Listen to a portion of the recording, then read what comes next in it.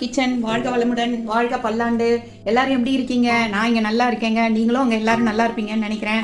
இன்னைக்கு நம்ம பார்க்க போகிறது ஹெல்த்தியான ஃபைபர் நிறைஞ்ச அயர்ன் கண்டென்ட் நிறைஞ்ச கீரை கூட்டுங்க. இது எப்படி செய்யறதுன்னு இப்போ பார்த்துடலாம் வாங்க. ஃபஸ்ட்டு இதுக்கு என்னென்ன சாமானங்கள் தேவை அப்படின்னு பார்த்துடலாங்க.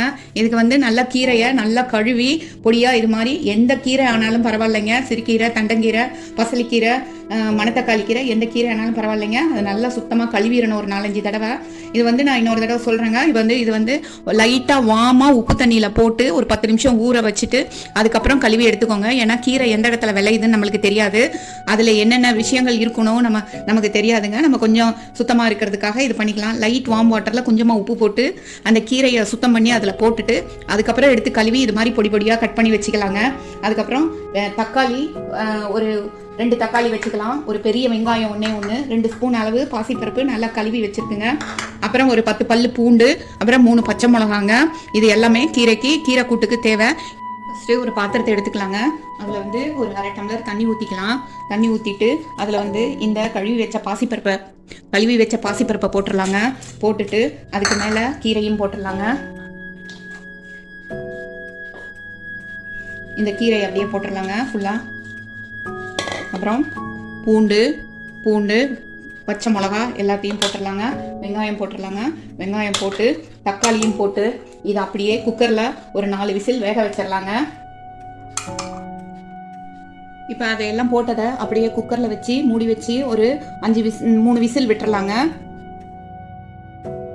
கீரை நல்லா வெந்து வந்துருச்சுங்க. இந்த கீரையை இது மாதிரி ஸ்மாஷரில் நல்லா ஸ்மாஷ் பண்ணிடலாங்க. மேக்ஸிமம் ஸ்மாஷ் பண்ணிடலாம். கொஞ்சம் லைட்டாக திப்பியாக இருக்கிற மாதிரி இருக்கும். ஒரு சிலருக்கு அது மாதிரி பிடிக்காது.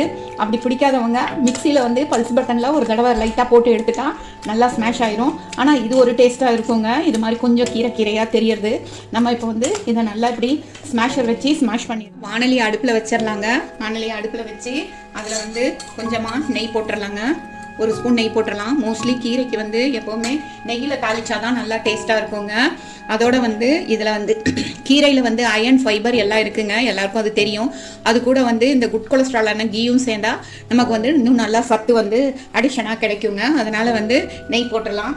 நெய் இப்போ நல்லா காஞ்சிருச்சு. அதில் கடுகு, சீரகம் இதை 2ஐயும் போட்டு தாளிச்சிக்கலாங்க. தாளிச்சிட்டு ஆல்ரெடி இதில் பச்சை மிளகா போட்டிருக்கோம் கீரையில் நம்ம. அதனால் காரத்துக்கு எதுவுமே தேவையில்லை. இப்போ இந்த ஸ்மாஷ் பண்ணி வச்ச கீரையை இதில் போட்டுடலாம். போட்டு தேவையான அளவு உப்பு போட்டுக்கலாங்க.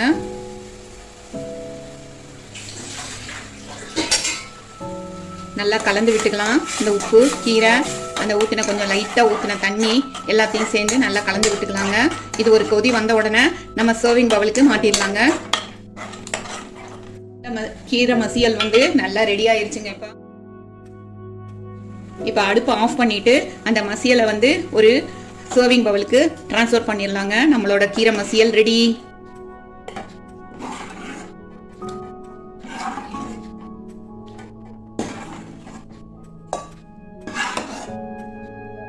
நம்மளோட கீரை மசியல் ரெடிங்க. வாங்க எல்லாம் சாப்பிடலாம். நம்ம சூப்பரான கீரை மசியலை இப்போ பார்த்துட்டோங்க. வாழ்க வளமுடன், வாழ்க பல்லாண்டு.